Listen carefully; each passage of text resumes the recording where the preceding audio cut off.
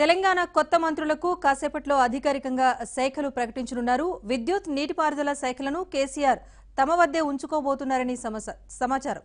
వ్యవసాయ శాఖను నిరంజన్ రెడ్డికి, అలాగే పంచాయతీరాజ్ శాఖను ఎర్రబెల్లికి, కార్మిక శాఖను మల్లారెడ్డికి, విద్యాశాఖను జగదీష్ రెడ్డికి, సంక్షేమ శాఖను కొప్పుల ఈశ్వర్కు, శాసనసభ వ్యవహారాలను ప్రశాంత్ రెడ్డికి, రోడ్లు భవనాల శాఖను తలసానికి, ఈటెల రాజేందర్కు, ఆరోగ్య శాఖను, ఎక్సైజ్ శాఖను శ్రీనివాస్ గౌడ్కు ఇవ్వనున్నట్టు తెలుస్తోంది.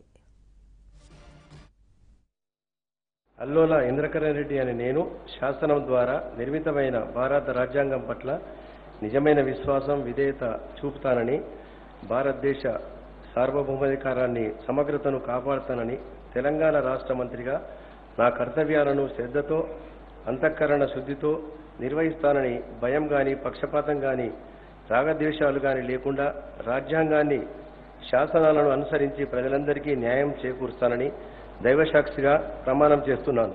తలసాని శ్రీనివాస్ యాదవ్ అనే నేను శాసనం ద్వారా నిర్మితమైన భారత రాజ్యాంగం పట్ల నిజమైన విశ్వాసం, విధేయత చూపుతానని, భారతదేశ సార్వభౌమాధికారాన్ని, సమగ్రతను కాపాడుతానని, తెలంగాణ రాష్ట్ర మంత్రిగా నా కర్తవ్యాలను శ్రద్ధతో, అంతఃకరణ శుద్ధితో నిర్వహిస్తానని, భయాలకు కానీ, పక్షపాతం కానీ, రాగద్వేషాలు కానీ లేకుండా రాజ్యాంగాన్ని, శాసనాలను అనుసరించి ప్రజలందరికీ న్యాయం చేకూరుస్తానని దైవ సాక్షిగా ప్రమాణం చేస్తున్నాను. ఈటెల రాజేందర్ అనే నేను శాసనం ద్వారా నిర్మితమైన భారత రాజ్యాంగం పట్ల నిజమైన విశ్వాసం, విధేయత చూపుతానని, భారతదేశ సార్వభౌమాధికారాన్ని, సమగ్రతను కాపాడుతానని, తెలంగాణ రాష్ట్ర మంత్రిగా నా కర్తవ్యాలను శ్రద్ధతో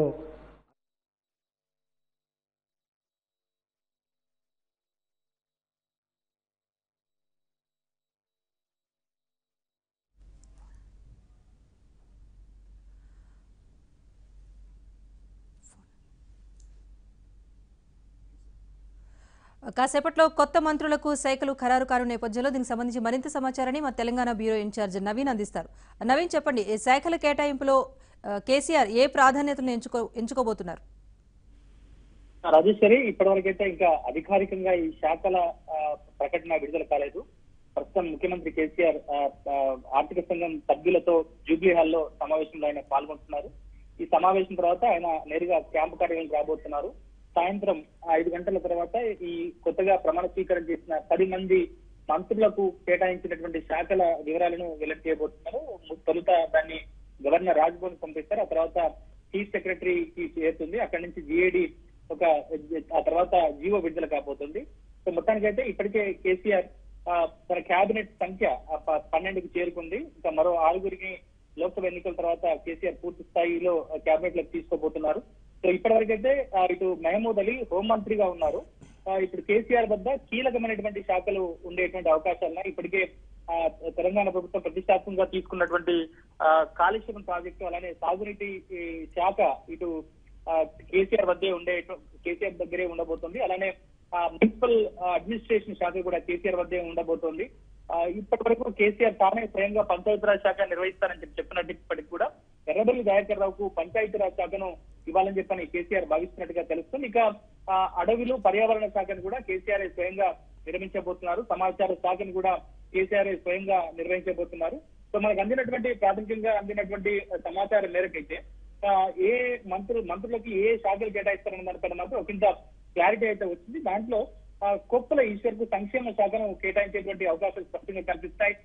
దాదాపుగా దీనిపైన కేసీఆర్ నిర్ణయం తీసుకున్నట్టుగా తెలుస్తుంది. సో దీన్ని అధికారికంగా విడుదల చేయాల్సినటువంటి అవసరం ఉంది. గతంలో ఎస్టీ సంక్షేమం, బీసీ సంక్షేమం, అలానే ఎస్టీ సంక్షేమం అనేటువంటి సంక్షేమ శాఖలన్నీ కూడా విడివిడిగా ఉండేవి. సో ఈసారి కేసీఆర్ కొన్ని ఏదైతే ఒకే స్వరూపం ఉన్నటువంటి శాఖలన్నిటి కూడా ఒకే గొడుగు కిందకి తీసుకురావాలని చెప్పని భావిస్తూ వస్తున్నారు. సో దాంట్లో భాగంగా అన్ని సంక్షేమ శాఖల్ని ఒకే శాఖ కిందకి తీసుకొస్తున్నారు. సో దాన్ని ఆ సంక్షేమ శాఖను కొప్పుల ఈశ్వర్కి కేసీఆర్ అప్పగించబోతున్నారు.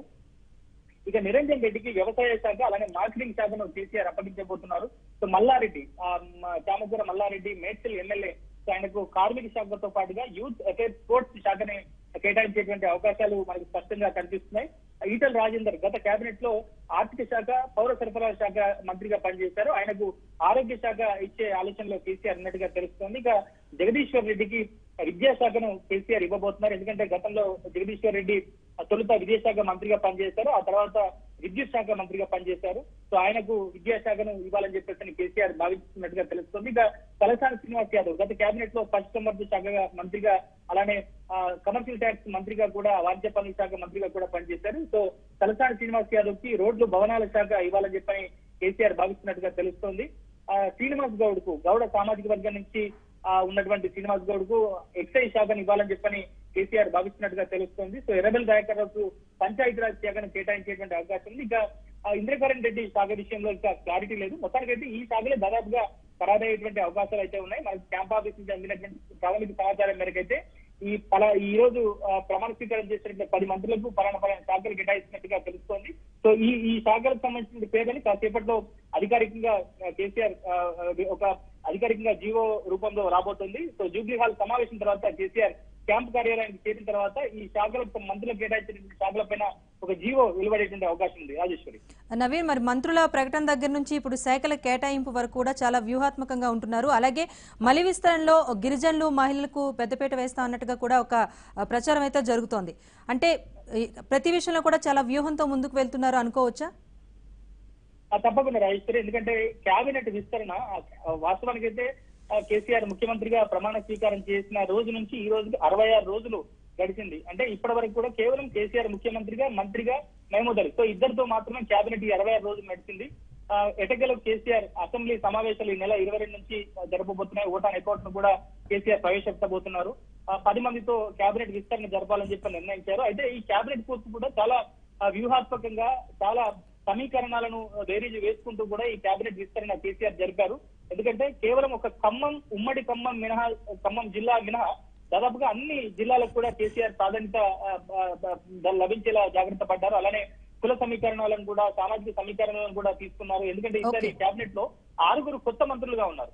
అంటే గత కేబినెట్ లో పనిచేయనటువంటి 6 ఇక్కడ కేబినెట్ లోకి తీసుకున్నారు. 4 పాత మంత్రుల్ని కేబినెట్ లోకి తీసుకున్నటువంటి పరిస్థితి కనిపిస్తుంది. సో మలి విడత విస్తరణలో పూర్తిగా 6 సీనియర్లు తీసుకోవాలని చెప్పని భావిస్తున్నారు. సో దాంట్లో హరీష్ రావు, కేటీఆర్, అలానే జోగురామన్నతో పాటుగా మరికొంతమంది కరీం సిఆర్, మరికొంతమంది సీనియర్లు ఉండేటువంటి అవకాశాలు అయితే కనిపిస్తున్నాయి. సో ప్రధానంగా అయితే మేజర్ శాఖలని కేసీఆర్ వద్ద అట్టి పెట్టుకుని మిగిలిన శాఖల్ని ఈ కొత్తగా ప్రమాణ స్వీకారం చేసినటువంటి మంత్రులకు అప్పచెప్పేటువంటి అవకాశాలు ఉన్నాయి. Rajeshwari. Okay, thank you Naveen.